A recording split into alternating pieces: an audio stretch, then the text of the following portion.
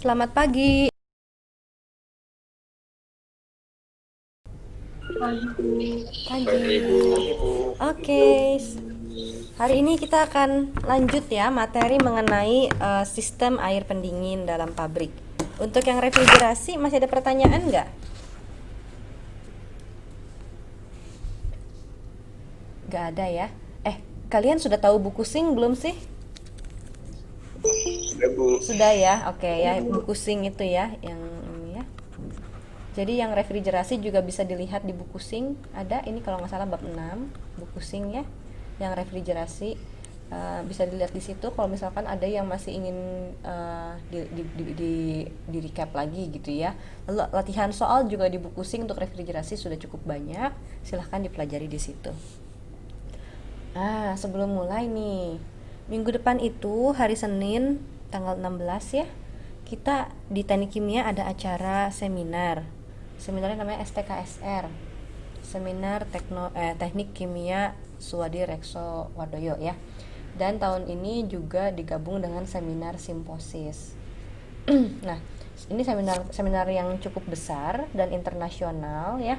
Pembicaranya untuk pembicara keynote speakernya itu semua dari institusi luar negeri ya, dan semuanya sangat punya reputasi yang sangat bagus. Nah, lalu itu pagi hari ya, pembicara lecture keynote lecture itu di pagi hari. Nah, di siang harinya mulai jam 9 setengah 10-an ada sesi-sesi paralel di mana ada berbagai presentasi macam-macam lah pokoknya ya. Ada yang udah pernah datang ke seminar belum di sini? Ada yang sudah pernah ke seminar? Seminar apa Bu? Seminar apapun ada yang sudah pernah? Seminar ilmiah? Lupa lagi. Oke. Nah jadi ini di seminar STKSR ini ya, nanti jam setengah minggu depan jam mulai setengah 10-an sampai sore itu sebenarnya banyak banyak presentasi ya yang sangat menarik dan juga bagus. Nah, untuk jam setengah 10 sampai jam 12-an itu sebenarnya ada presentasi, temanya ada satu simfosis itu tentang fotokatalisis ya, ada teknologi pemisahan, ada salah simfosis, lalu ada teknologi bioproses, ada aplikasi industrial, ada pengolahan air, dan juga ada bioenergi dan kemurgi ya. Itu untuk yang jam pelajaran kita. Nah, nanti di siang harinya mulai setelah makan siang mulai jam 1-an sampai sore itu ada seminar ya yang spesifik tentang teknologi pangan. Nah, jadi dari jam setengah jam 1-an atau setengah 2 gitu ya sampai sore ada seminar yang maksudnya ada bagian seminar yang isinya khusus tentang teknologi pangan. Ya itu mungkin sangat menarik. Nanti diusahakan datang ya. Kalau misalkan nggak ada, tapi ya ini saya nggak tahu ya. Biasanya dosen-dosen itu meniadakan kuliah pada saat hari STKSR ini karena mahasiswanya biasanya diminta untuk datang ke seminar untuk menambah wawasan gitu ya, menambah wawasan karena ini sangat bagus sekali. Nah, di jam kuliah kita ada beberapa pembicara yang menarik ya. Yang untuk simfosis kita punya pembicara dari Jepang. Lalu untuk bioproses teknologi kita punya Bu Penia. Lalu untuk aplikasi industrial kita punya pembicara Profesor Fiji dari Sydney, dari Australia ya. Profesor Fiji ini sangat senior ya. Kalian tahu Pak Chandra nggak? Pak Chandra yang di TK, tahu nggak? Ada yang tahu nggak Pak Chandra Setiadi? Nggak tahu ya. Nah, jadi Pak Chandra itu adalah pembimbingnya Bu Penia dulu ya. Iyalah kayaknya pembimbingnya Bu Penia. Jadi Pak Chandra itu adalah kepala lab bioproses di mana Bu Penia bernaung. Jadi lebih senior daripada Bu Penia, jauh lebih senior ya. Nah, Profesor Vigi ini adalah pembimbingnya Pak Chandra waktu dia dulu sekolah lanjut. Nah, jadi sangat-sangat senior sekali. Lalu setelah itu kita juga punya pembicara-pembicara lainnya ya dari Thailand, dari Vietnam, dari Malaysia dan lain-lain di jam kuliah kita. Nah, walaupun di jam kuliah kita nggak ada topik bahasan yang spesifik pangan, saya mau menawarkan teman-teman minggu depan mau kuliah biasa kelas seperti ini atau mau datang ke seminar. Jadi saya nggak akan ini ya, saya nggak memutuskan sendiri. Jadi terserah teman-teman mau kuliah biasa atau mau datang ke seminar di jam kuliah kita minggu depan. Seminar Ibu. Oke. Yang lain gimana yang lain? Hah? Yang menarik Seminar. Jadi mau seminar? Bayar nggak Bu seminarnya Oh, Bu? gratis, ini gratis. Tapi kalian nggak dapat ini ya, nggak dapat sertifikat karena gratis. Dapat konten ilmunya Bu. Konsumsi ada nggak Bu? Apa? Konsumsi. Ya nggak ada lah, kita kan online. Gimana? Kalau misalkan dulu ya, dulu itu kalau misalkan seminarnya masih offline, sebenarnya senang juga sih. Waktu seminar offline itu biasanya mahasiswa disuruh ke seminar ya, terus ntar absennya diedar di seminar. Nah, terus udah gitu kalau misalkan nanti jam 12 biasanya tamu-tamu tuh yang kayak profesor-profesor tuh makan duluan kan. Nah, terus biasanya kan kalau orang pesen catering tuh lebihnya banyak biasanya, apalagi orang yang udah tua-tua gitu kan makanya sedikit biasanya ya, nggak porsi satu. Nah, terus kalau sebenarnya offline nanti setengah satuan, jam satuan begitu pada beres tuh yang udah tamu-tamu kita beres, terus mahasiswa makan. Biasanya dapat konsumsi, bisa makan siang prasmanan di sana, terserah mau sehabisnya gimana. Nah, tapi tahun ini karena nggak, kita kan offline ya, kita kan online, jadi nggak bisa makan-makan bareng. Jadi nggak ada konsumsi. Hah? Biasa di gedung FT. Biasanya di aula barat kalau kita. Oh, berat. Di aula barat, di aula timur. Ini sebenarnya besar banget soalnya. Ya, GoFood ya. Ya itu tuh di luar kendali saya ya kalau GoFood. Ya kalau misalkan offline channel offline pasti semuanya bisa ke Ganesha gitu ya. Mungkin akan disediakan di mobilisasi ke Ganesha, tapi ya karena online di rumah masing-masing aja lah. Nah, tapi saya menawarkan, siapa tahu bosan kuliah gitu ya, pengen melihat yang lain, pengen mendengarkan ilmu-ilmu lain walaupun nggak langsung terkait dengan pangan ya, siapa tahu ya. Oh gitu, kemarin dikirimin parcel dari seminarnya Mondelez HMPG ke rumah masing-masing, itu dikirimin yang Mondelez.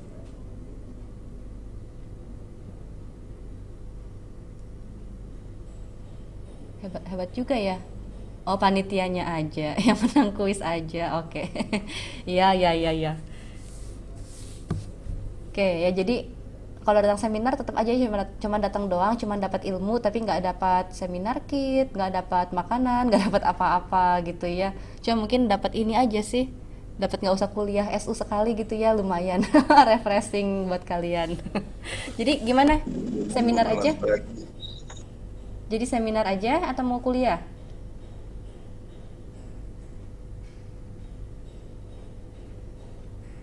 Ayo, siapa yang mau kuliah?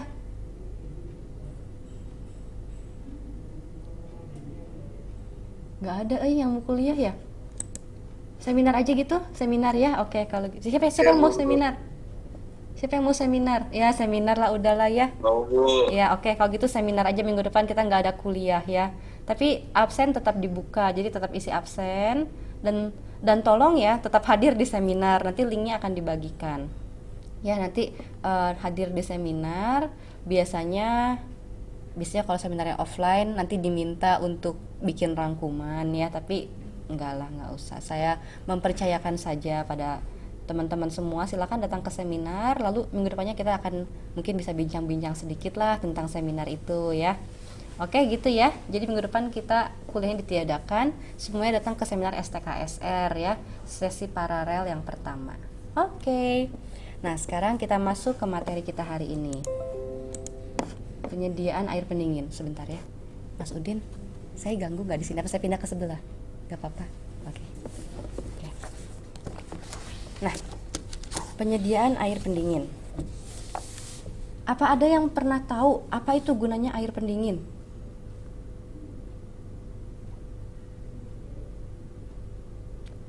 Bu, maaf apa boleh direkam, Bu? Oh iya benar ya, lupa saya. Sebentar, direkam dulu. Udah direkam di OBS, udah saya rekam di OBS, nanti langsung diupload ke YouTube ya. Oke, Bu, terima kasih. Tapi kalau saya lupa ngasih linknya, ingatkan lagi ya, kadang-kadang saya lupa. Oke. Nah, ada yang pernah tahu apa itu air pendingin? Atau digunakan buat apa sih air pendingin tuh di pabrik? Untuk betul kan? Bener ya. Dinginin cerobong kali. Mendinginkan cerobong enggak juga sih ya, tapi untuk mendinginkan ya itu betul sekali. Nah, apa yang harus didinginkan? Betul, heat exchanger ya. Nah, jadi ada beberapa hal yang membutuhkan air pendingin di industri. Yang pertama, kalau misalkan kita punya reaksi eksotermis ya. Reaksi eksotermis itu reaksi yang seperti apa sih?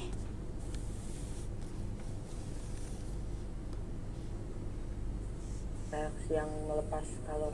Ya, melepas kalor. Jadi makin lama tuh dia akan jadi semakin panas ya. Makin lama sistem reaksinya akan jadi semakin panas. Nah, sekarang kalau reaksi eksotermis diadakan di tempat yang panas gitu. Kalau misalkan reaksi eksotermis diadakan di tempat yang panas, dia bisa berlangsung dengan baik nggak? Konversinya bisa besar nggak? Sepertinya tidak. Tidak ya, tidak bisa.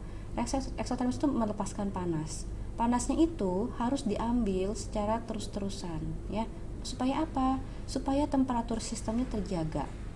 Ya, karena kalau misalkan reaksi eksotermis dilaksanakan di tempat atau di kondisi yang temperatur terlalu tinggi, maka dia akan kesulitan mencapai kesetimbangan reaksinya.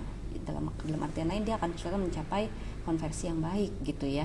Jadi panasnya harus diambil secara berkala, secara terus-terusan dengan menggunakan media, sebuah media fluida biasanya ya.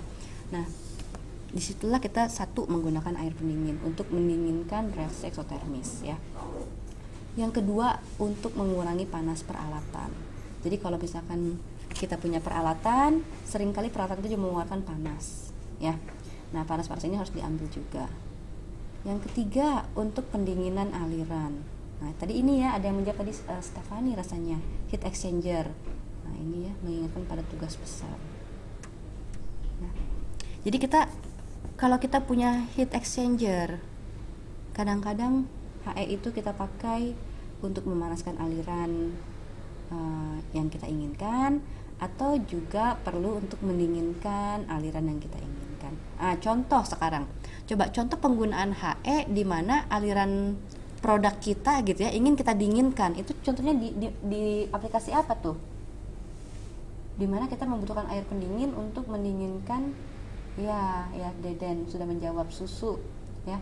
Jadi susu itu setelah dipasteurisasi atau disterilisasi ya, sudah belajar kan ya, sudah belajar preservasi itu di SOTP. Jadi ada kurva yang set naik terus ditahan holding time terus cool down ya. Semoga saya tidak membawa mimpi buruk ya untuk kalian.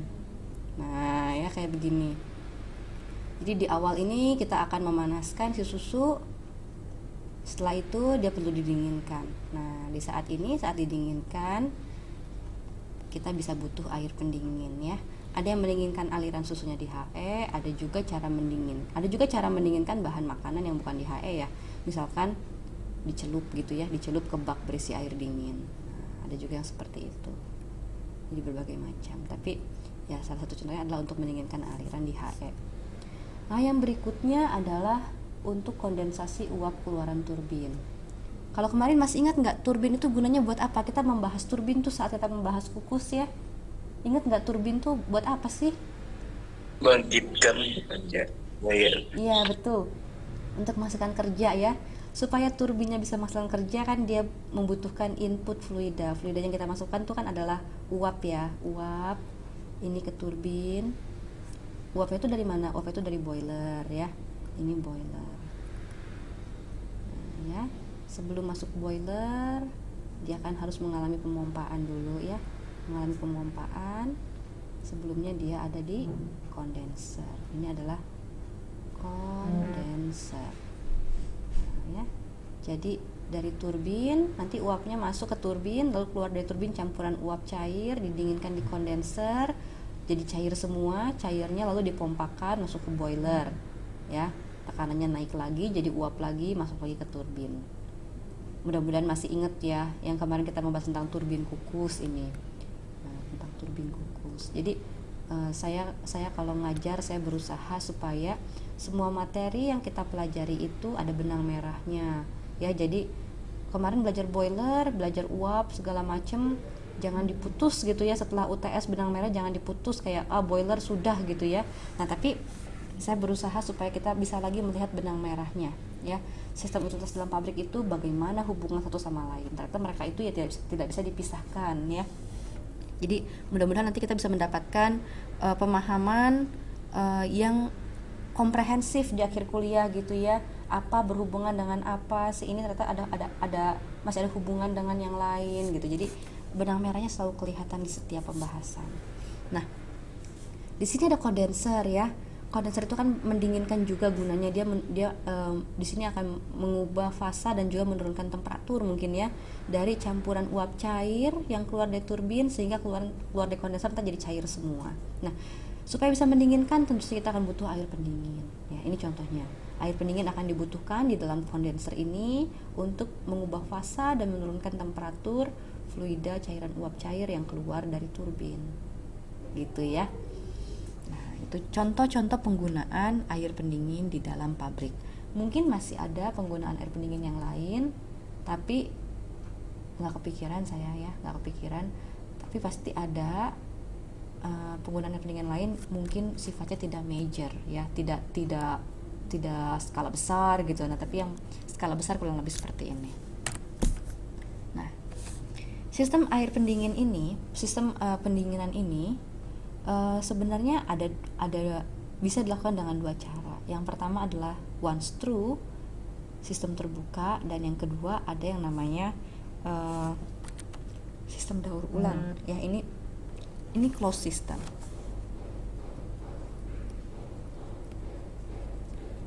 Sistem. Nah, bedanya apa? Kita lihat ya.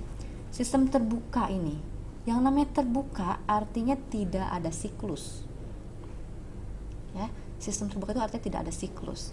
Nah, jadi kalau kita lihat di gambar yang ada di sebelah kanan, kita punya penukar panas di sini ya, penukar panas. Nah, aliran panas masuk lalu akan didinginkan oleh fluida pendingin.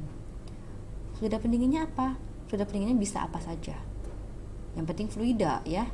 Jadi dia bisa air, bisa juga udara. Ya.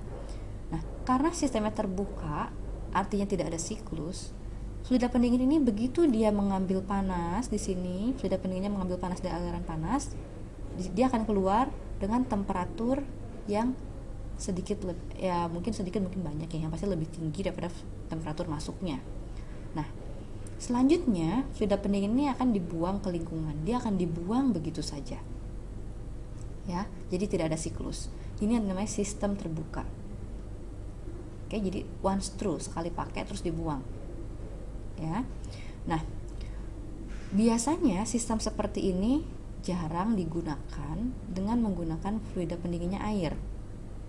Seringnya sistem one screw ini digunakan atau dilaksanakan dengan menggunakan udara sebagai fluida pendingin. Kenapa? Karena air ini kalau digunakan sebagai fluida pendingin, dia membutuhkan treatment khusus ya. Kita tidak bisa mengambil air, mungkin bisa tapi tidak direkomendasikan gitu ya.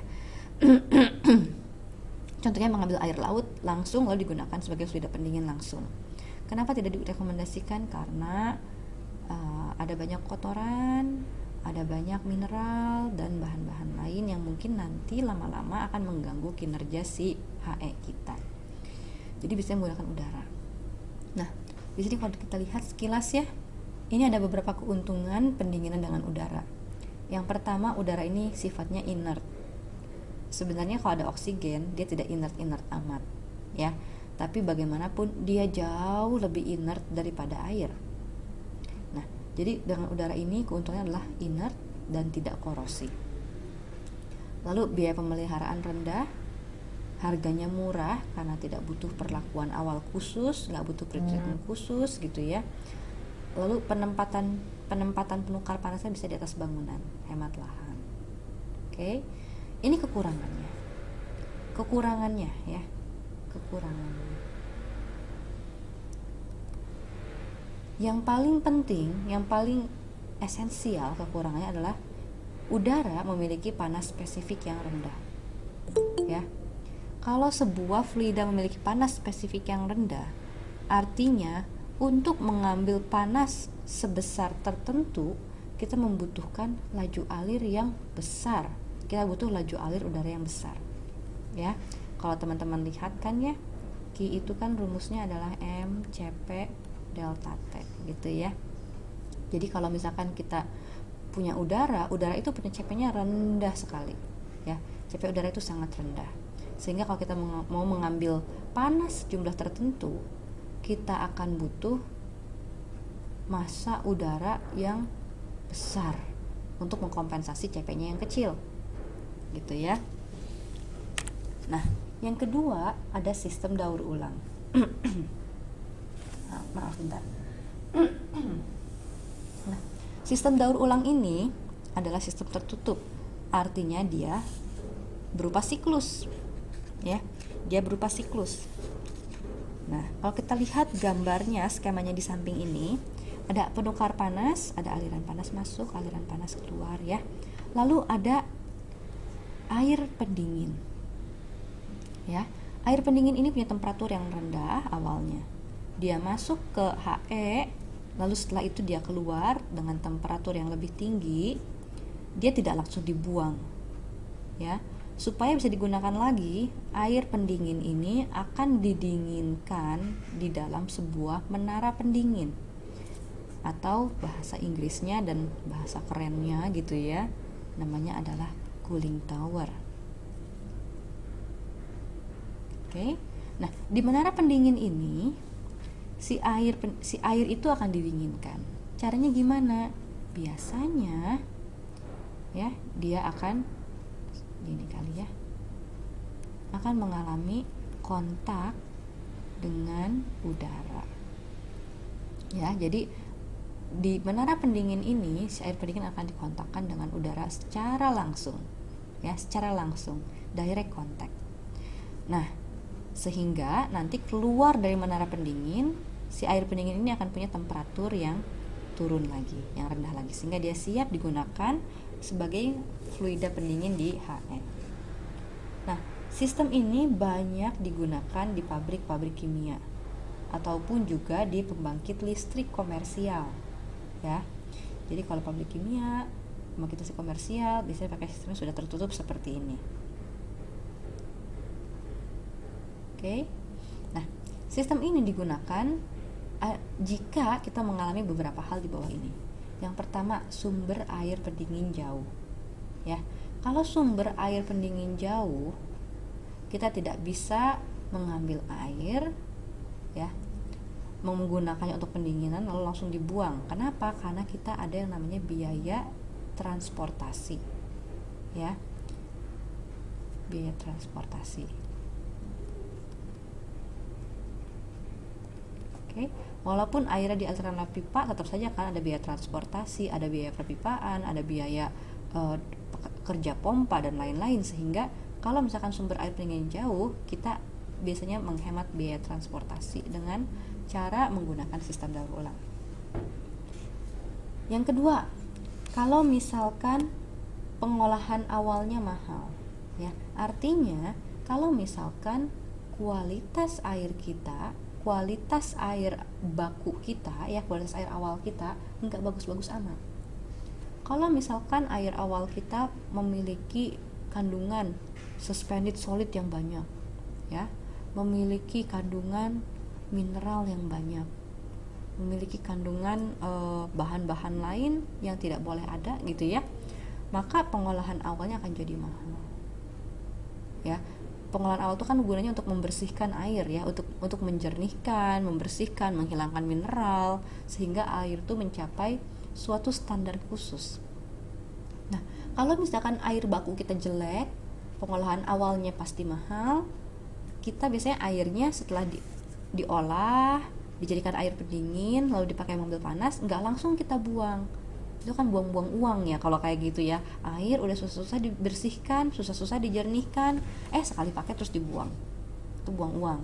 Jadi kita pasti akan melakukan siklus. Nah, yang ketiga adalah ini restriksi gitu ya, atau masalah dari sisi ekosistem. Jadi kalau misalkan kita membuang airnya sekali jalan, seringkali kita mengalami masalah yang namanya polusi termal, ya. Polusi termal itu artinya adalah kita mengubah temperatur dari ekosistem di daerah itu secara sengaja ataupun tidak sengaja, ya. Akibatnya apa? Akibat langsungnya adalah ke biota perairan atau biota ekosistem daerah situ, ya. Kalau misalkan kita menggunakan, contohnya ya, seringkali digunakan air laut sebagai air pendingin untuk industri yang posisinya ada di pinggir laut gitu ya. Jadi dia tinggal, kalau misalkan ini laut gitu ya, ini laut, terus di pinggir laut itu ada pabrik gitu ya, ada pabrik di sini ya, ada pabrik seperti ini. Nah dia kan kalau mau air pendingin dia gampang, dia tinggal aja ini ya, nyedot dari laut gitu ya, nyedot dari laut, entah diolah atau tidak, mungkin diolah mungkin enggak, tergantung kebutuhannya ya. Lalu dia digunakan di sini, dan seringkali airnya itu begitu selesai digunakan dia dibuang lagi ke laut ya, sekali pakai. Nah di daerah sini, di daerah tempat pembuangan air itu seringkali terjadi peningkatan temperatur karena ada buangan air yang temperaturnya lumayan tinggi ya. Nah perubahan temperatur seperti ini seringkali akan membunuh beberapa binatang laut gitu ya.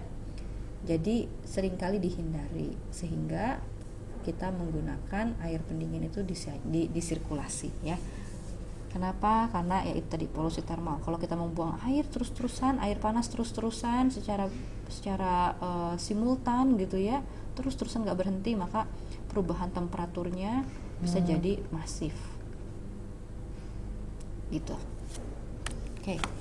Nah, contoh sistem daur ulang. Ini contohnya tadi sudah sedikit dibahas. Ini kalau teman-teman lihat adalah sketsa atau skema pembangkitan daya oleh turbin. Ya, di sini boiler menghasilkan uap. Uapnya masuk ke turbin, ya ini turbin. Lalu setelah itu keluaran dari turbin dia uap cair masuk ke kondenser, ingin diubah fasenya jadi cair semua supaya bisa dipompakan sini ya. Nah pendinginnya dengan menggunakan air pendingin, tadi kita sudah bahas. Air pendingin yang masuk ini adalah ini ya, ini garis air pendingin yang masuk ya. Air pendingin masuk ke HE-nya. Ini mungkin HE-nya bentuknya YouTube ya, YouTube heat exchanger. Lalu dia keluar ke sini, temperaturnya sudah agak naik ya. Nah pendinginannya dilakukan dengan menara pendingin. Ini adalah gambar menara pendingin nih, yang bentuknya seperti trapesium ya. Di sini air yang sudah agak panas akan dispray, disemprotkan gitu ya, lalu dikontakkan secara counter current. Kalau gambar di sini ya, secara counter current dengan udara. Nah, nanti airnya turun ke bawah, lalu temperaturnya sudah dingin, bisa dipompakan kembali untuk masuk ke HE ya. Nah sekarang pertanyaan saya, kenapa sih air yang ya let's say ya, ini kita kasih andai-andai aja biar ada bayangan temperatur, misalkan ya ini temperaturnya 45 misalkan ya derajat Celcius. Airnya keluar dengan temperatur 32 derajat Celcius dari menara pendingin. Nah, pertanyaan saya, kenapa sih temperatur airnya bisa turun?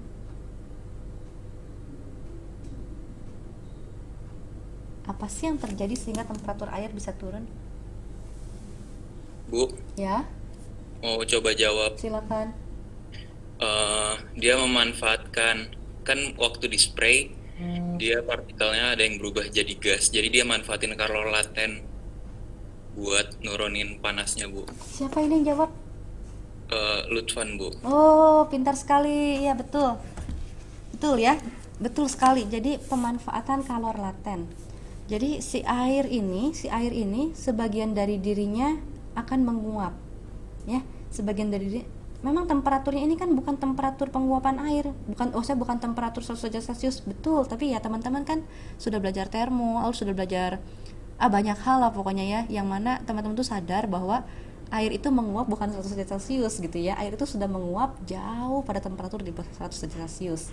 Cuman ya berapa banyak uapnya gitu kan ya. Nah, betul sekali. Jadi pada temperatur seperti ini pun ketika dia berkontak dengan udara, si air ini akan memanfaatkan kalor latennya. Ya, dia menguapkan dirinya sendiri sehingga temperatur dia turun. Dia akan kehilangan kalor laten, kehilangan panas dalam bentuk kalor latennya. Ya.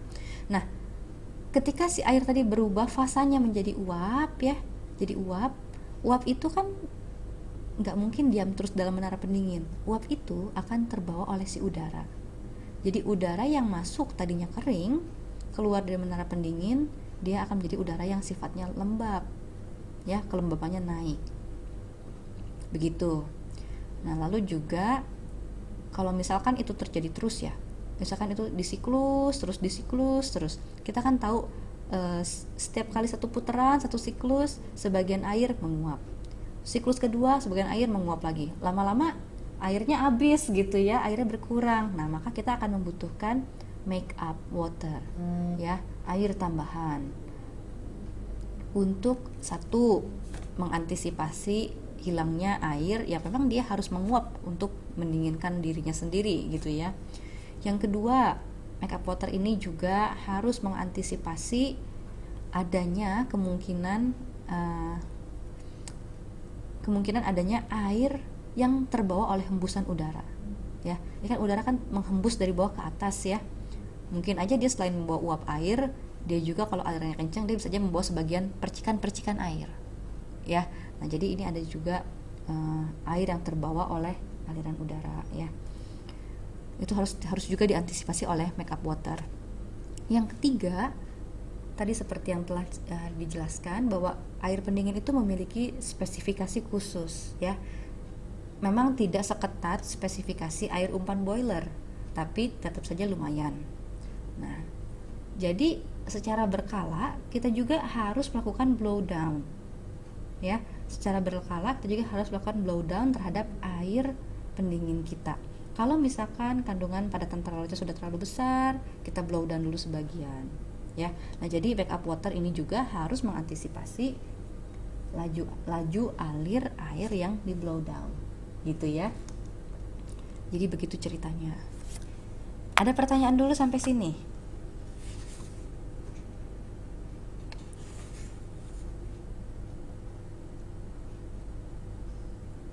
Bu, Ya, silakan. mau nanya, yang yang tadi yang ibu jelasnya udara lembab itu dia terkontak semua apa ada yang melalui pipa-pipa juga? Oke. Nah, biasanya kalau di menara pendingin, udara dan airnya akan berkontak secara langsung. Jadi bukan lagi lewat pipa-pipa kayak heat exchanger gitu ya. Kalau HE kan ada shell and tube gitu ya. Ntar apa yang di tube, apa yang di shell, terus berkontak lewat permukaan pipa, lewat permukaan tube. Nah, ini enggak. Kalau di menara pendingin, udara dan air dia berkontak secara langsung, direct contact begitu. Bu, mau nanya Bu, itu udara lembab yang keluar dari menara pendingin biasanya diputar lagi nggak Bu, kayak dikondensasiin lagi gitu Bu?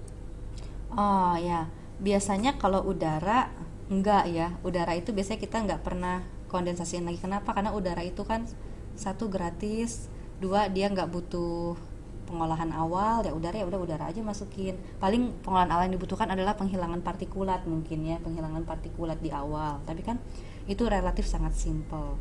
Jadi biasanya udaranya nggak kita putar lagi, udah aja. Maksudnya Bu, udara yang keluar dari cerobongnya Bu, yang udah kayak iya. kan ngedinginin, dia kan ngebawa gas yang ngebawa air yang mau didinginin Bu.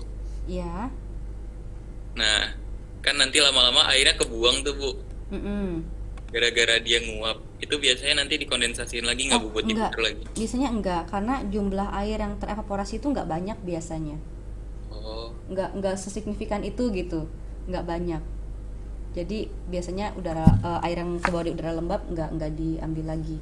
Ya mungkin aspek ekonomisnya akan jadi lebih mahal kalau kita harus menginstal lagi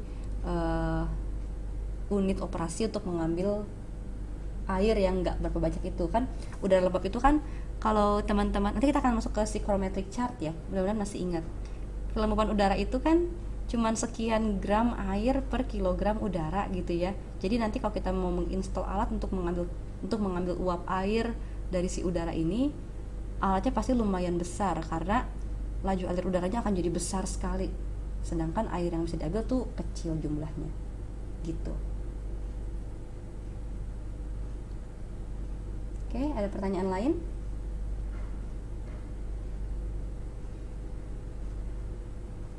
Oke ya, kalau nggak ada kita lanjut. Ini ada bagian-bagian menara pendingin. Sebelum lihat bagian-bagian menara pendingin, saya ingin kasih lihat dulu ya, kurang lebih seperti apa sih bentuk menara pendingin gitu ya. Ini menara pendingin yang kosong ya. Menara pendingin itu bentuknya ya kayak menara aja gitu. Kayak kalau teman-teman pernah lihat mungkin kalau naik lewat tol ke daerah Jawa Tengah, Jawa Timur sana, di pinggir tol atau di pinggir jalan tuh suka ada kayak bentukan apa ya, kayak silo gitu ya, kayak begini sih, cuma bentuknya tuh kayak gede banget, tinggi banget ya, tinggi banget sendirian gitu, terus gede banget. Nah itu menara pendingin. Ini contohnya adalah menara pendingin yang dalamnya bolong ya, jadi bentuknya kurang mirip pembangkit tenaga nuklir. Oke, saya belum pernah lihat pembangkit tenaga nuklir, malah cuman lihat di YouTube aja. Oke, nah jadi ini contohnya menara pendingin yang bentuknya bolong ya, yang tangkanya kosong ya. Nah jadi kalau kita lihat ada bagian-bagian apa saja sih? Nah yang pertama pasti tentu saja harus ada menaranya gitu ya, ada menaranya, ada bangunannya. Apakah dia kosong atau dia dengan isian? Bisa kosong, bisa pakai isian. Isian itu apa? Isian itu kalian teh sudah belajar pack kolom belum ya? Belum semester depan. Nah jadi isian itu biasanya adalah barang-barang dengan bentuk tertentu gitu ya, yang dimasukkan ke dalam kolom.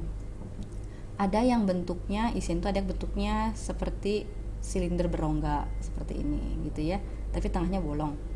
Silinder berongga gitu ya. Ya kayak anulus tapi tengahnya bolong gitu ya. Nah terus ada juga yang bentuknya, misalkan ya, bentuknya ada juga yang seperti tapal kuda. Ada seperti tapal kuda ya. Ada juga yang bentuknya seperti apa ya, seperti balok gitu ya, seperti balok. Gimana gambarnya, kayak begini, seperti balok tapi tengahnya bolong gitu ya. Ada yang kayak begitu. Nah ada juga yang isiannya itu campuran aja lah, bentuk apapun masukin aja sekaligus gitu ya. Nah gunanya apa? Jadi si isian ini, packing ini ya, namanya ini packing, bahasa kerennya isian, packing. Nah packing ini gunanya adalah untuk memperbesar luas permukaan kontak ya. Kok bisa? Nah sekarang teman-teman bayangin, kalau misalkan kita punya menara gitu ya, menara seperti ini.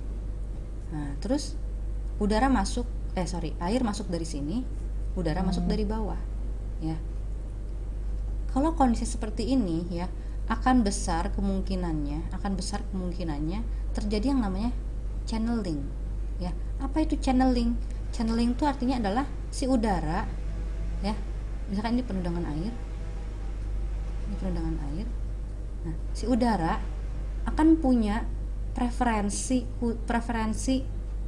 jalur ya. Bisa aja saudara itu cuma mau lewat daerah sini doang ya, sehingga nanti air yang di daerah sini tidak akan berkontak dengan udara. Air di sini nggak berkontak dengan udara ya. Channeling ini sangat mungkin terjadi ya, sangat mungkin terjadi. Nah untuk meratakan kita biasanya kasih packing. Dengan adanya packing, pertama air yang lewat, sekarang kalau misalkan kita punya kolom gitu ya, diisi dengan packing kayak gini misalkan. ya. Packing itu kadang-kadang desainnya juga nggak beraturan sih, ini saya terlalu rapih gambarnya ya. Nah kalau misalkan air masuk ke sini ya, pertama si air itu nggak akan punya preferensi jalur khusus, dia pasti akan lewat ke semua tempat, mengalir secara rata gitu ya, ke sini dan ke semua tempat. Kedua, si udara dari bawah sini juga akan sama, dia akan jalan ke sini, terus ke halangan dia akan mengalir ke samping-sampingnya dan seterusnya. Nah dengan cara ini maka kontak antara udara dan air akan jadi bagus ya. Penting ini karena kontaknya itu harus bagus. Begitu kontak nggak bagus, maka nanti uap air itu yang pindah ke udara itu akan jadi sangat sedikit ya. Kalau uap air yang pindah ke udara sedikit, artinya penurunan temperatur dari air pendingin ini akan jadi sedikit juga gitu ya. Nah itu isian. Ada juga distributor ini untuk menyebarkan air secara merata, nanti ada kita lihat bentuknya ya. Ada kipas untuk mengalirkan udara, blower atau fan ya. Di sini kipas set biar dia mengalir gitu ya. Lalu ada juga drift eliminator. Drift eliminator ini adalah untuk mengurangi percikan air pendingin yang terbawa udara ya. Tadi kan kita cerita sedikit, air pendingin ini yang turun ke bawah bisa aja sebagian terbawa oleh udara yang naik ke atas kalau udaranya kencang. Jadi ntar di sini bisa dikasih drift eliminator, ada seperti tutup-tutup kecil gitu ya. Lalu ada bak untuk penampungan air dingin. Jadi air dingin yang keluar sudah didinginkan akan ditampung dan lalu disirkulasikan dengan sebuah pompa sirkulasi ya. Nah berdasarkan cara gerak si udara ya, berdasarkan cara bergeraknya si udara, menara pendingin itu dibagi dua. Yang pertama adalah natural draft cooling tower ya. Natural draft cooling tower, keywordsnya adalah natural ya, artinya si udara bergerak secara natural ya. Natural apa? Natural convection ya, natural convection. Oke, sekarang kalau udara bergerak dari bawah, dari sini ya, ada udara ya, ada udara. Air dari atas. Air dari atas lebih panas atau lebih dingin daripada air di bawah?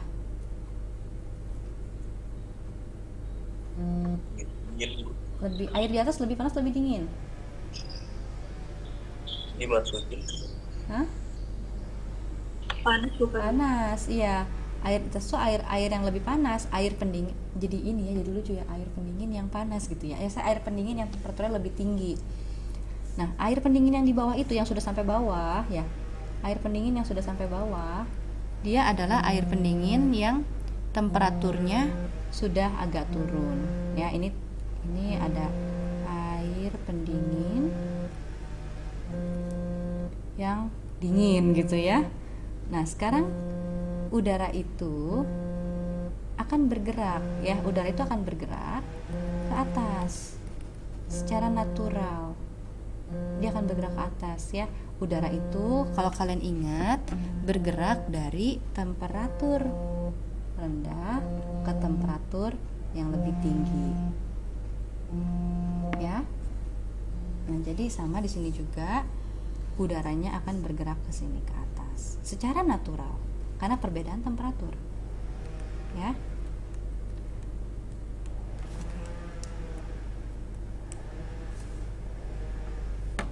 Sip. Nah, itu natural draft cooling tower. Berikutnya ada yang namanya mechanical draft cooling tower. Di sini udaranya digerakkan dengan cara, kalau tadi natural convection, sekarang adalah forced convection. Ya, jadi udaranya digerakkan oleh blower, oleh kipas. Ya, kita lihat dua skemanya. Ada yang namanya di sini ya, induced draft cooling tower, ada yang namanya forced draft cooling tower. Bedanya di mana? Bedanya ada di posisi kipas. Kalau di forced draft, posisi kipasnya di bawah. Kalau di induced draft, posisi kipasnya di atas. Nah, jadi kelihatan. Kalau yang forced draft ini artinya udaranya ditiupkan dari bawah ke atas, dihembuskan dari bawah ke atas oleh si kipas. Nah, kalau yang induced draft, udaranya tetap geraknya dari bawah ke atas tetap, tapi karena kipasnya di atas, artinya udaranya dihisap. Ini jadi kayak ini ya, jadi kayak exhaust fan. tahu kan exhaust fan ya? Kalian masih mengalami kan exhaust fan, kipas yang bisa buat nyedot udara itu? Nah jadi ya, ini bedanya induced draft dan forced draft. Bedanya adalah posisi kipasnya. Kalau induced draft, kipasnya itu nyedot. Kalau forced draft, kipasnya itu meniupkan udara. Gitu ya, itu bedanya. Seperti itu aja. Nah, berikutnya kita akan melihat psychrometric chart. Kayak belajar air pendingin, kenapa tiba-tiba belajar psychrometric chart? Saya mau nanya dulu ya. Psychrometric chart itu adalah kurva yang menggambarkan kelembaban untuk apa sih? Untuk fluida apa sih? Ada yang masih ingat nggak psychrometric chart? Pasti ingat lah, pasti ingatnya tuh begini. Psychrometric chart itu berhubungan dengan kelembaban pokoknya. Tapi kelembaban apa sih? Kelembaban air atau kelembaban apa? Air dan udara, Bu. Ya, jadi psychrometric chart ini menunjukkan kelembaban kurva yang digunakan untuk melihat kelembaban udara, ya, kelembaban udara. Nah, jadi kita kenapa jadi belajar psychrometric chart? Karena secara tidak langsung air pendingin tadi itu berhubungan dengan si udara yang dihembuskan dan berkontak langsung dengan dirinya. Ya, karena si udara yang kontak langsung dengan si air pendingin itu, dia akan membawa sebagian air pendingin yang menguap dan berubah kelembabannya. Jadi itulah kenapa sekarang tiba-tiba belajar air pendingin nyambungnya ke psychrometric chart yang buat udara. Jadi itu hubungannya ya. Kita memang sedang membahas air pendingin, tapi air pendinginnya berkontak langsung dengan udara, yang mana udara tersebut akan berubah kelembabannya karena dia membawa sebagian uap air dari air pendingin. Gitu ya. Nah, sekarang review sedikit aja karena ini chartnya kan gampang dan mudah-mudahan masih ingat juga, harusnya di termo dapat ya. Di sini ada beberapa komponen. Yang pertama ada dry bulb temperature. Yang kedua ada wet bulb temperature ya. Bedanya apa dry bulb dan wet bulb? Coba siapa yang masih ingat apa bedanya dry bulb dan wet bulb? Lalu temperatur yang sedang kita ukur pakai termometer di udara sekarang itu dry bulb atau wet bulb? Coba. Siapa yang masih ingat?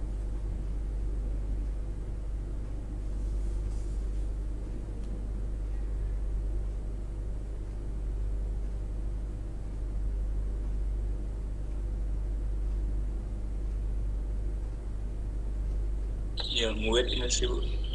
Kenapa? Yang wet. Bukan.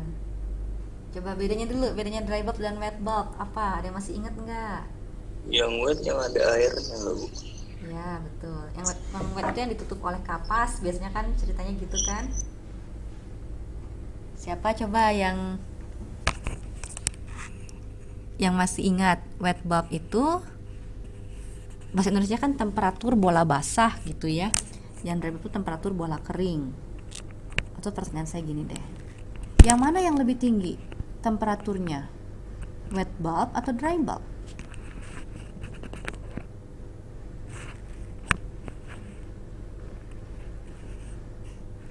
Lupa ya. Belajar nggak ini di termo? Atau jangan-jangan belum belajar? Atau udah tapi lupa? Baru lihat Bu saya. Oh, baru lihat. Oke. Tuh, untung saya bertanya, jangan-jangan berarti memang betul nggak diajarkan ya. Oke, kalau begitu saya dari awal jelaskan ya kalau misalkan nggak diajarkan ya. Karena angkatan tahun lalu tuh diajarkan di termo. Saya kadang-kadang bingung ya, karena dosen termo tuh berubah setiap tahun, jadi saya harus up to date terus dengan apa yang diberikan di tahun ini. Kalian siapa dosen termonya? Pak Heri, Bu. Pak Heri tahun lalu ya?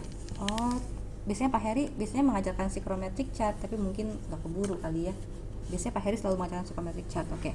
Nah, psychrometric chart ini kalau kita lihat ini adalah kurva untuk menentukan atau untuk melihat bagaimana sifat-sifat dari si udara ya, sifat-sifat dari udara pada kondisi tertentu. Ya, di sini kalau kalian lihat ada beberapa hal. dry bulb dan wet bulb itu ya. Jadi dry bulb itu adalah temperatur yang terukur secara nyata. Jadi kalau sekarang kita ngeluarin termometer, ditaruh di ruangan, yang terukur itu adalah dry bulb temperature. Ya. Wet bulb temperature itu adalah kalau misalkan si termometer yang tadi ya, termometer yang tadi kita lagi keluarin buat ngukur udara, ini kan ujungnya seperti ini termometer ya. Di ujungnya kita tutupin pakai kapas basah, kapas yang basah banget ya. Nah, ketika kapas yang basah ini nutupin ujung termometer, temperatur yang terukur di termometer ini akan lebih kecil atau lebih besar dibandingkan dengan kalau kapasnya dibuka. Lebih kecil ya, akan lebih dingin. Ya, akan lebih dingin. Kenapa? Karena ada kapas basah tadi. Ya. Oke. Nah, ini disebut sebagai wet bulb temperature.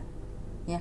Jadi wet bulb temperature ini adalah temperatur yang terukur ketika udaranya ada pada kondisi jenuh oleh uap air. Ya.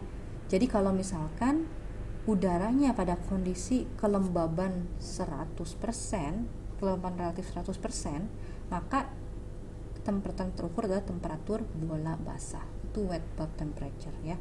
Temperatur udara tersebut kalau misalkan dia pada kondisi saturated banget pokoknya, jadi pada kondisi benar-benar lembabnya tuh full gitu ya, lembabnya tuh benar-benar 100%. Itu bedanya wet bulb dan dry bulb. Lalu ada yang namanya specific humidity dan ada yang namanya relative humidity. Bedanya apa? Nah, specific humidity ini adalah jumlah air yang ada per kilogram udara kering. Kalau kita sekarang di ruangan normal ya, lalu kita ada juga kan itu alat pengukur kelembaban tapi itu mah kelembabannya relatif kayaknya ya. Nah, jadi kalau kita ada di udara seperti sekarang gitu ya, di ruangan, nah kelembaban udara di ruangan kita itu bisa dinyatakan dalam bentuk di udara ini ada mungkin 2 gram air per kilogram udara kering gitu ya. Nah, ini disebut sebagai kelembaban spesifik, kelembaban yang terjadi saat ini. Nah, kelembaban relatif adalah ketika kita membandingkan antara mol air di udara sekarang gitu ya, di udara sekarang dibandingkan dengan mol air kalau misalkan udara ini sedang dalam kondisi yang lembab jenuh. Kebayang nggak? Kebayang ya. Jadi kalau misalkan sekarang udara kita mungkin kelembabannya yang teman-teman suka dengar itu, kelembaban udara berapa sih? Kelembaban Bandung. Pernah dengar nggak kelembaban udara Bandung berapa? Misalkan kelembaban udara Bandung itu katanya kan ya udara Bandung tuh lembabnya mungkin sekitar 85% katanya. Nah, ini adalah relative humidity, kelembaban relatif ya. Jadi dibandingkan dengan kondisi kalau udaranya sedang dalam kondisi jenuh, lembab banget gitu ya, dalam kondisi ketika si kandungan air dalam udara ini dalam kondisi jenuh, maka uap air yang ada dalam udara saat ini di Bandung adalah 85% dari jumlah air yang ada pada kondisi jenuh tadi gitu ya. Bisa dipahami nggak?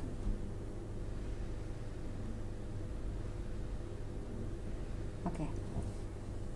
Lalu berikutnya ada lagi entalpi ya. Ini entalpi ya, kandungan panas ya dari si udara tersebut pada kondisi tertentu.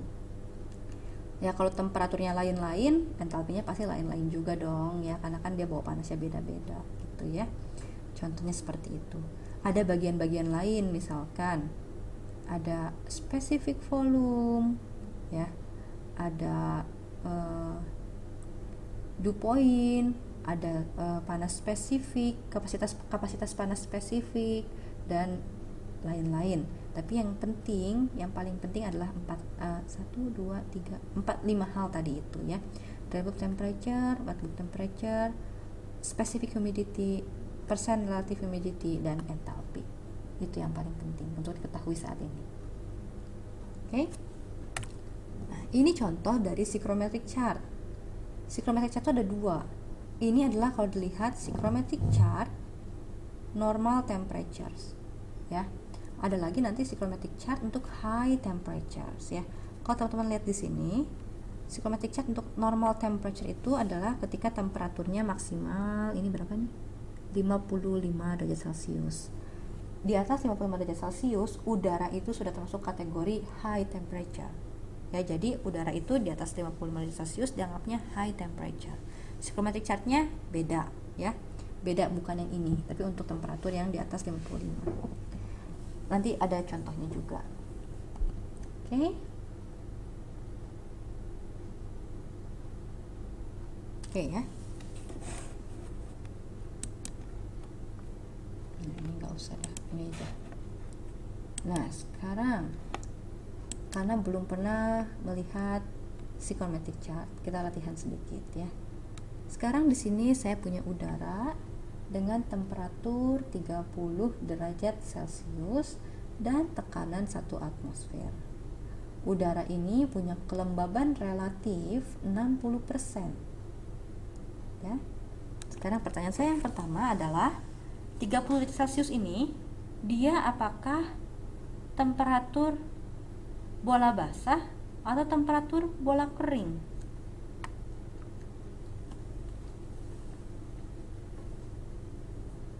Coba menurut teman-teman kalau soalnya bilang seperti ini ya, kalau misalkan pertanyaan seperti ini, si 30 derajat Celcius ini bola basah atau temperatur bola kering?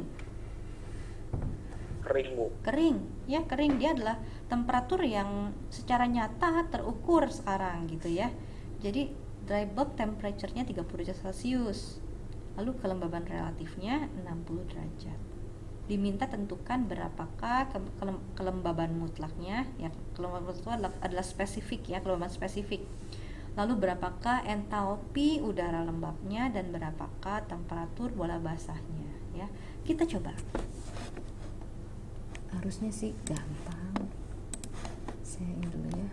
Tadi saya nemu psychrometric chart yang lebih bagus, yang lebih angkanya lebih kelihatan daripada grafik yang saya punya. Saya tampilkan dulu.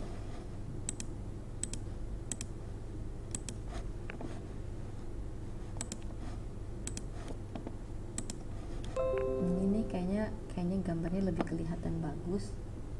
Oke ya. Nah, sekarang temperatur bola kering 30 derajat Celcius. Ada di sini. Saya nggak bisa nyoret malahan jadinya di sini. Saya tunjuk aja ya. Temperatur bola kering 30 derajat Celcius di sini ya. Lalu ada lagi tadi infonya apa? Kelembaban relatif 60 derajat Celcius. Ya, kita lihat. Kelembaban relatif 60 derajat Celcius ada di sini. Ya, 60%. 60% bukan 60 derajat Celcius, 60%. Kelembaban relatif 60% ada di sini. Ya, garisnya garis yang ini.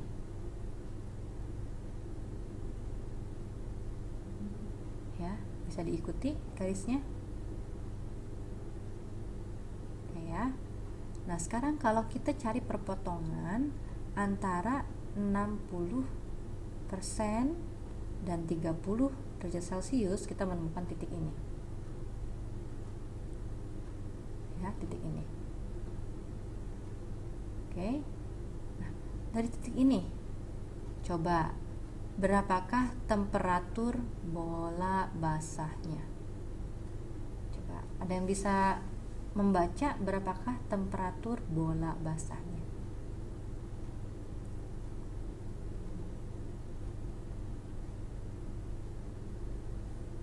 Yang mana coba temperatur bola basah?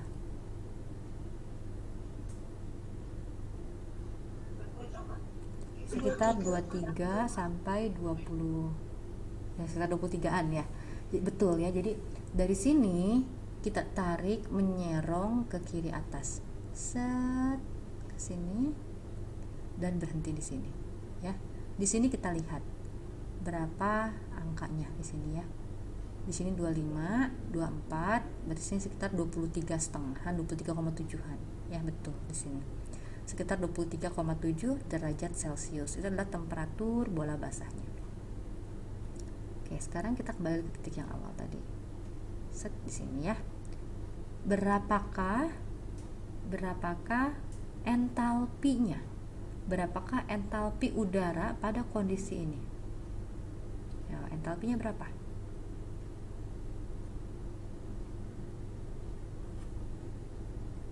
Ya, silakan boleh open mic, boleh tulis di chat silakan. Di sini ya. Entalpinya 71 kilojoule. Ya, betul ya, 70. Tarik ke sini. Lewati garis white bulb, lanjut ke atas. Nah, bertemu dengan garis entalpi. Di sini. 70-an, 71-an, betul ya. Kilojoule per kilogram udara kering. Betul. Balik lagi ke titik awal. Set di sini titik awal kita. Ya. Sekarang berapakah kelembaban mutlak ya, kelembaban spesifik dari udara kita pada kondisi ini? Berapa kelembabannya? Yang kita tahu kan relatif humidity-nya ya, kelembaban relatifnya 60%, tapi kelembaban mutlaknya, kelembaban spesifiknya berapa? Coba.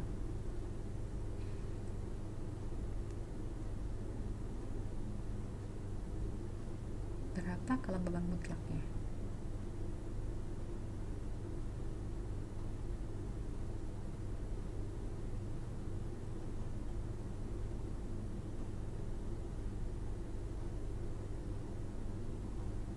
Dari sini 0,016 lihat ya, dari sini kita tarik set ke samping, terus ke samping, terus ke samping, set berhenti di sini ya. 0,016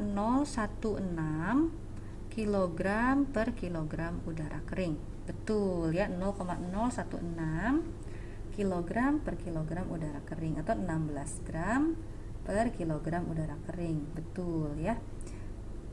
Jadi lihat di sini, ini adalah moisture content. Angka yang ini moisture content ya, moisture content. Yang sebelah sini yang paling kanan banget itu specific heat factor. Itu kita nggak usah lihat dulu ya, kita nggak pakai sekarang. Jadi begitu cara melihat data-data di psychrometric chart ya, gampang. Asalkan kita punya dua data apapun, boleh data dry bulb, boleh data wet bulb, boleh data spesifik moisture, boleh data relative moisture, relative humidity, apapun. Asal punya dua data, kita bisa mencari kondisi-kondisi lainnya, nilai-nilai lainnya pada kondisi tersebut. Gitu. Tinggal tarik-tarik garis ke arah yang benar yang penting, ya. Begitu. Barangkali ada yang mau tanya dulu?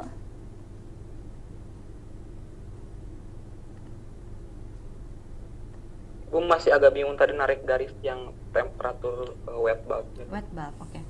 Jadi wet bulb itu angkanya dulu ya. Ini kita di sini. Ini ada wet bulb di sini. Ya. Wet bulb dalam derajat Celcius. Jadi aksis di mana angka-angka si wet bulb itu tertulis adalah garis yang paling luar di sini. Garis melengkung ke atas yang paling luar. Misalnya di sini ada 5, 10, 15, 20, 25, 30 dan seterusnya, gitu ya. 30 dan seterusnya. Nah, itu adalah garis aksis di mana angka-angka si wet bulb itu terletak.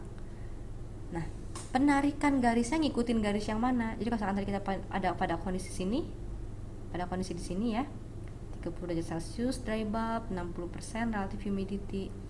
Titik ini kita tarik garis menuju aksis dari si wet bulb tadi, mengikuti garis yang sama dengan garis entalpi.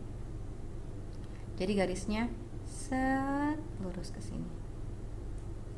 ikutin garis entalpi. Tapi jangan sampai kelabasan ya, kita berhenti di sini, berhenti di aksis untuk wet bulb. Lalu kita lihat angkanya di sini ya, kita kan berhenti di sini, kita lihat angkanya di sini ada 20, 21, 22, 23, 23,5 tempat kita berhenti tadi. Nah begitu caranya. Jadi garisnya nariknya ikut garis yang mana? Ikut garis yang sama dengan entalpi. Set. Tapi aksisnya beda. Yang ini aksis untuk entalpi, yang paling kiri ya. Nah yang melengkung-lengkung ini, melengkung yang ada angkanya ini adalah aksis untuk wet bulb. Begitu. Gimana Givari? Bu, tadi sebenarnya agak gagal fokus sama garis yang tebal itu Bu, yang satu lagi yang tebal. Yang ini ya? mirip. Yang ini ya? Ya, kira ngikutin itu Bu. Nah ini, kalau ini adalah specific volume. Yang tebal ini adalah garis specific volume, volume spesifik. Ya, jadi udara pada kondisi tersebut volumenya berapa sebenarnya? Gitu ya. Oke Bu, makasih Bu. Sama-sama. Ya memang ada garis-garis yang suka bikin ini sih ya, gagal fokus ya, karena dia kayak dominan sekali garisnya gitu. Tapi oke ya, ada pertanyaan lagi, gimana cara melihat psychrometric chart?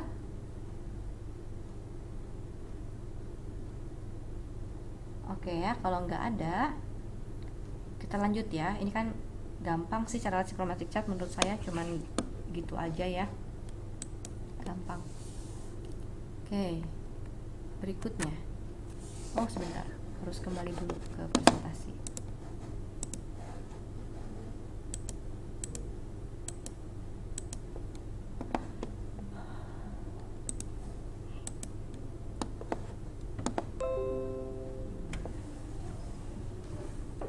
Oke. Oh ini ya, ini latihan. Boleh nanti coba aja dikerjakan. Ini atau bisa langsung dilihat di Sync. Saya ambil soal dari Sync untuk psychrometric chart ini ya, karena di Sync ada psychrometric chart. Sync itu bab 9. Psychrometric chart nanti teman-teman lihat di Sync bab 9. Ini tentang psychrometric chart ya. Boleh baca-baca lah, simple di situ. Ini ada contoh soal. Saya lupa ini contoh soal atau latihan soal ya. Tapi gampang lah. Coba aja dilihat dulu.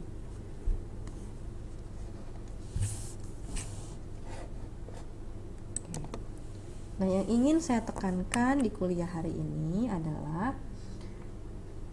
neraca massa energi menara pendingin. Ya, ini neraca massa energi menara pendingin. Oke, nggak usah kayak apa ini, nggak usah gitu. Ini tidak sesulit itu. Ini gampang sebenarnya ya.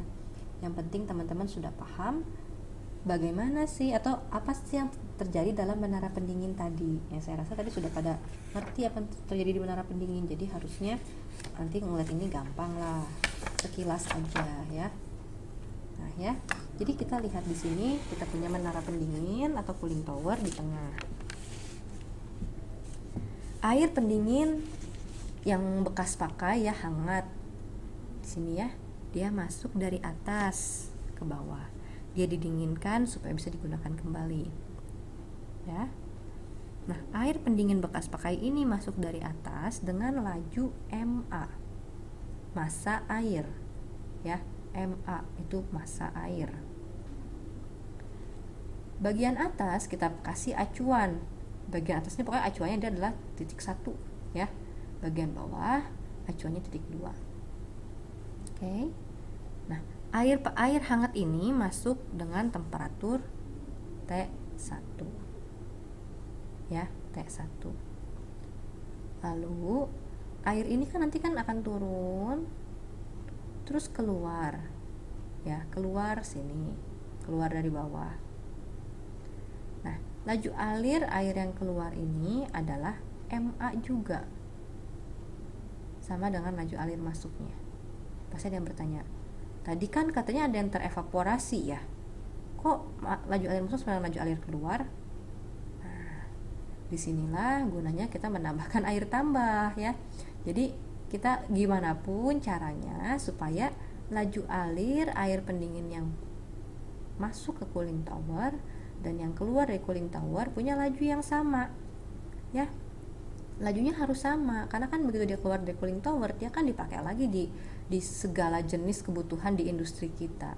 Kalau misalkan sekarang laju alir yang keluar dari cooling tower beda dengan yang masuk, ya, beda dengan yang masuk, nanti laju alir yang masuk ke HEI kita berkurang dong. Kalau laju alir yang masuk ke HEI berkurang, nanti temperatur di HE nggak bisa nyampe temperatur targetnya dong, ngaco nanti semua proses kita, ya. Jadi dipastikan laju alir yang masuk ke cooling tower yang mau didinginkan dengan laju air yang sudah dingin harus sama, MA dan MA, ya. Yang beda temperaturnya. Temperatur yang keluar dari cooling tower itu lebih rendah daripada yang masuk, T2. Kita kasih nama T2 gitu ya. Nah, udara pendinginnya dimasukkan dari bagian bawah sini dengan temperatur bola keringnya, temperatur D2, TD2, ya, TD2, temperatur dry bulb di titik 2, acuan bawah.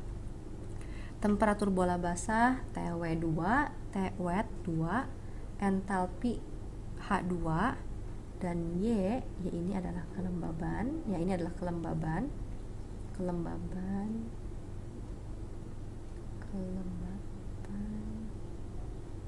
spesifik, ya, spesifik, ya, gram per kilogram itu satuannya, ya. Oke. Nah, laju udara yang masuk ini MU, kalau kita lihat ini dinyatakan sebagai, ini adalah laju udara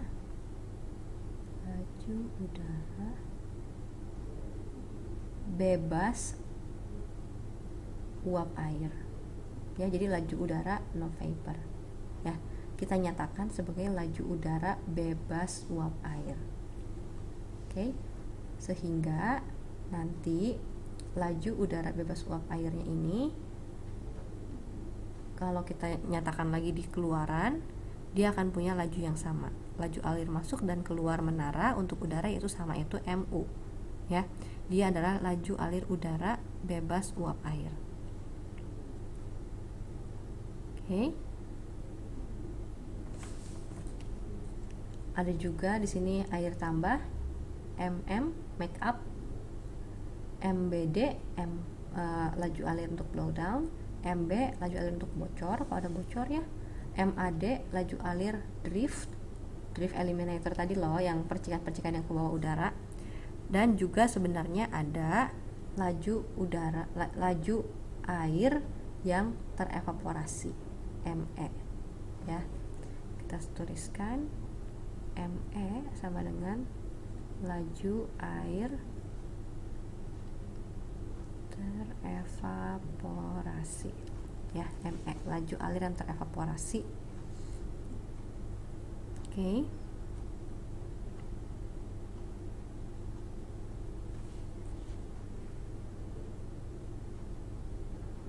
Nah, sekarang kalau kita lihat neraca massa uap air di udara, ya, neraca massa uap air di udara,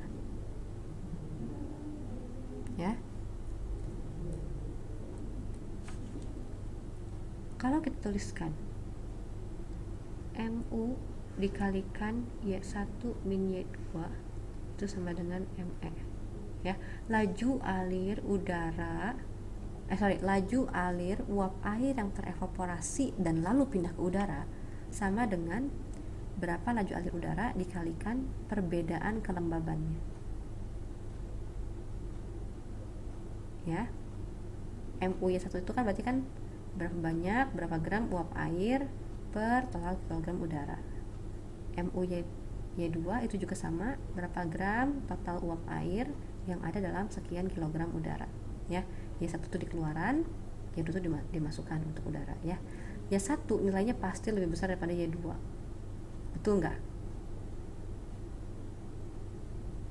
Betul, ya. Jadi laju uap air yang terevaporasi lalu pindah ke udara jumlahnya adalah MU kalikan Y1 min Y2, atau bisa dituliskan seperti di bawah ini ya. Nah, lalu berikutnya neraca massa uap air. Neraca massa uap air ya. Uap air yang masuk itu adalah MA yang ini ya, MA ini ditambah MM make up water sama dengan yang keluar, uap air yang keluar. Uap air yang keluar itu ada dalam bentuk MA juga di sini ya, ditambahkan ME yang terevaporasi, ditambahkan yang B bocor, ditambah yang AD drift, dan yang BD blow down ya. Jadi ini simply hanya neraca massa uap air masuk sama dengan uap air keluar ya. Lalu kita juga bisa membuat neraca massa padatan terlarut yang ada dalam air. Tinggal M1 dikalikan S. S ini adalah, saya tuliskan di sini ya. S itu adalah konsentrasi padatan dalam air sirkulasi gitu ya. Jadi M1, oh kok jadi M1 ya, harusnya ini MA ya. Bentar, MA, MM, iya ini harusnya MA ya. MA dikalikan S gitu ya, ditambah M make up dikalikan SM. Apa ini SM? SM itu adalah konsentrasi padatan dalam air make up ya, sama dengan padatan, ini harusnya MA nih, padatan terlarut di sini ya, dalam air yang pendingin siap pakai, ditambah ME dikalikan 0. Kenapa 0? Karena dalam laju air yang terevaporasi ya, air yang terevaporasi itu tidak mengandung padatan ya. Uap air itu kan nggak mengandung padatan karena dia hanya uap saja. Padatan itu kan nggak ikut menguap ya, dikalikan 0. Ditambah MB dikalikan S ya, ini ya MB yang bocor dikalikan S, MAD drift eliminator kalikan S, ditambah MBD kalikan S ya. Itu neraca massa padatan terlarut. Nah, kebutuhan air make up-nya, kebutuhan air tambahnya MM bisa dihitung dengan menggunakan persamaan di bawah ini. S dikalikan ME dibagi S min SM, atau kalau kita menyatakan SM S per SM sebagai C, sebuah perbandingan gitu ya, kita juga bisa menghitung kebutuhan make up water dengan C dikalikan ME dibagi C minus 1 ya. Ini sama aja, mau pakai yang dalam bentuk C atau dalam bentuk S sama aja ya. Oke. Nah, banyaknya air buang atau blow down ditentukan dengan persamaan di bawah ini ya, dimana C adalah S per SM ya. Jadi bisa dihitung langsung dengan persamaan seperti ini. Oke, itu neraca massanya. Nah, sekarang neraca entalpinya, neraca energinya ya. Di sebelah kiri sini kita bisa melihat ini adalah selisih entalpi dari udara yang keluar dikurangi udara yang masuk. Di sebelah kanan kita melihat ini adalah selisih entalpi dari air yang masuk dikurangi air yang keluar ya. Jadi intinya adalah perubahan entalpi di aliran air harus sama dengan perubahan entalpi di aliran udara. Tentu saja harus sama ya kan, karena ya panas yang keluar dari air pasti akan dibawa oleh si udara dalam bentuk uap air tadi ya. Jadi memang perubahan panas di udara, di aliran udara harus sama dengan perubahan panas di aliran air. Oke. Nah, kinerja dari sebuah menara pendingin itu bisa dinyatakan dalam dua besaran, ya. Pertama bisa dinyatakan di sini deh, itu di mana ya, sebentar, enter aja, bisa nggak ya di enter. Nah ya, sekarang kalau misalkan kita lihat kinerja menara pendingin ya, kinerja menara pendingin. Yang pertama bisa dinyatakan dalam bentuk yang namanya range, ya. Range ini adalah selisih antara temperatur air pendingin yang masuk, apa tadi sih, T1 ya, temperatur air pendingin yang masuk, T1 dikurangi T2, temperatur air pendingin yang keluar, ya. Range ini mencerminkan berapa ya beban pendinginan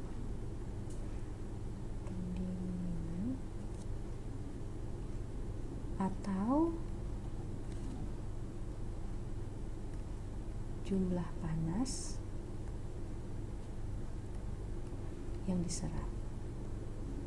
Oke.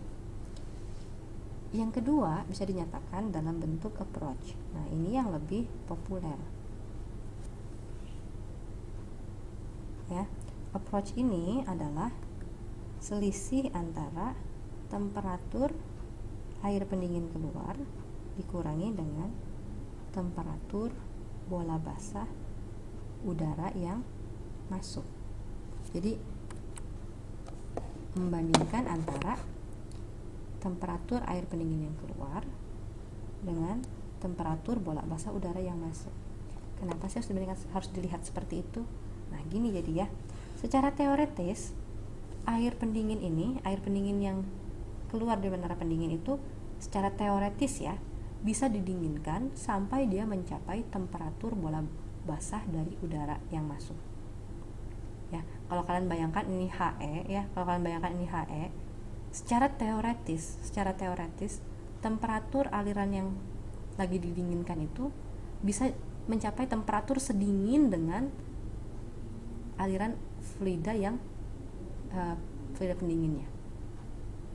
Kebayang nggak?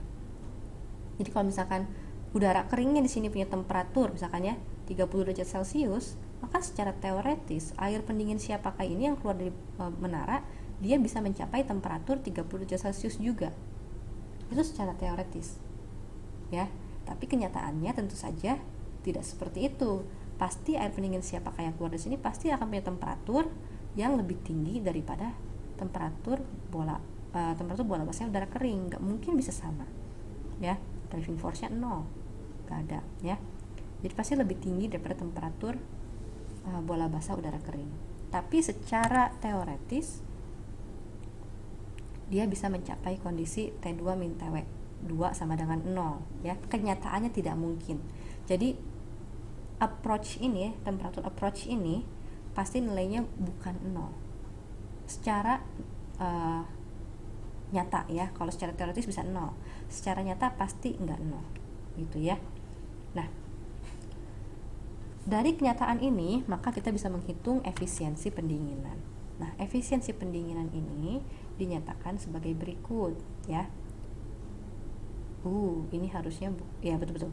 T1 temperatur air hangat dikurangi temperatur air yang sudah didinginkan dibagi dengan temperatur air hangat dikurangi temperatur bola basah udara kering. Ya. Jadi ini adalah delta T teoretis yang mungkin bisa dicapai. Delta T teoretis ya. Sedangkan 1 min T2 adalah delta T nyata yang bisa dicapai oleh sistem kita. Efisiensi ini pasti nilainya di bawah 100%. Begitu.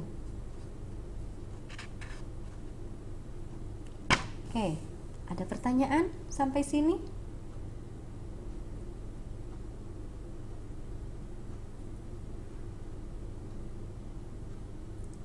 Ada pertanyaan? Atau bingung? Agak bingung. Yang sebelah mana yang agak bingung? Mungkin aku mau nanya ini aja sih Bu, yang S sama SM itu tadi apa, aku agak sedikit. Oke, kelewat ya. Oke, tadi S dan SM itu sama-sama konsentrasi padatan dalam air ya. Jadi kan air itu dia pasti masih mengandung padatan, entah dia mineral atau zat-zat yang lain. Biasanya sih mineral ya. Jadi S dan SM itu sama-sama konsentrasi padatan. Nah, bedanya apa? SM itu adalah konsentrasi padatan di make up water. Di air tambah itu SM. Konsentrasi padatan di sini. Ya. S adalah konsentrasi padatan di aliran air sirkulasi lainnya. Pokoknya semua aliran air lainnya yang bukan air tambah, yang bukan make up water, konsentrasi padatannya adalah S. Ya. Nah, yang perlu kita lihat adalah bahwa S itu pasti nilainya lebih besar daripada SM. Ya. Konsentrasi padatan di make up water itu pasti rendah. Kenapa? Karena ini adalah air fresh. Make up water itu adalah air fresh yang baru keluar dari sistem pengolahan air. Dia masih bersih banget. Sedangkan air yang sudah disirkulasi itu sudah melewati banyak sekali hal, ya, melewati banyak permukaan. Dia pasti sudah berkontak dengan sesuatu yang lain sehingga lama-lama konsentrasinya meningkat, ya. Selain itu juga dia sudah disirkulasikan, airnya pindah ke udara sehingga air kan yang pindah ke udara kan cuma uap air doang. Padatannya kan lama-lama terakumulasi dalam air sirkulasi ini. Sehingga yang pasti konsentrasi padatan dalam air sirkulasi ini lebih tinggi daripada konsentrasi padatan dalam air make up SM. Begitu? Oh iya Bu, makasih. Ada pertanyaan lain?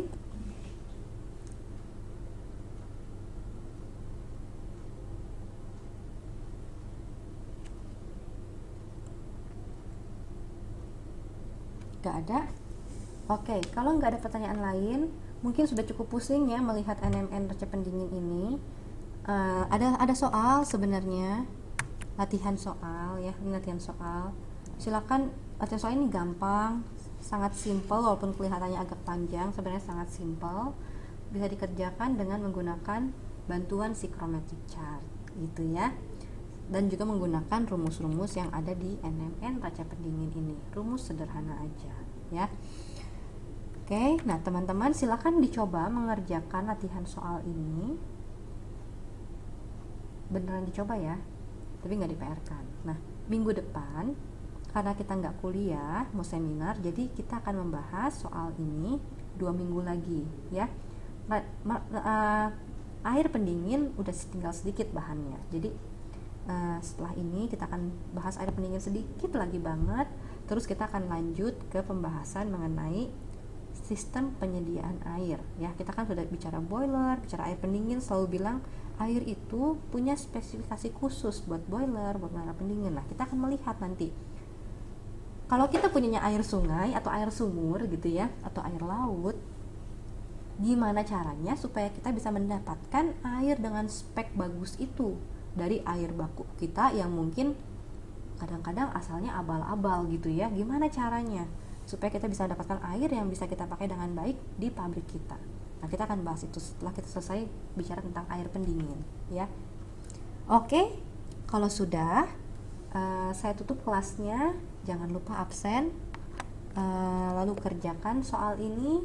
Minggu depan absensi tetap dibuka, silakan absen, tapi teman-teman semua nanti hadir di seminar ya. Minggu depannya kita akan bahas soal menara pendingin ini, bincang-bincang dikit tentang seminar. Nanti teman-teman boleh cerita apa yang sudah didengar di seminar gitu ya.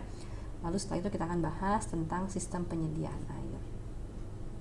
Oke, sampai jumpa.